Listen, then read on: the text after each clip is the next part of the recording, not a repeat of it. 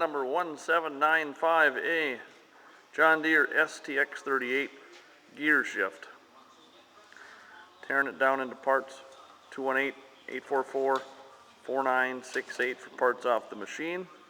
Got a 12.5 horsepower Kohler Command engine. The transmission does work. The carburetor's got some issues. We got to pour gas down the throat to get it to run. It does move forward and it does move back. Serial number. It's hard to read. There you go. 144,569.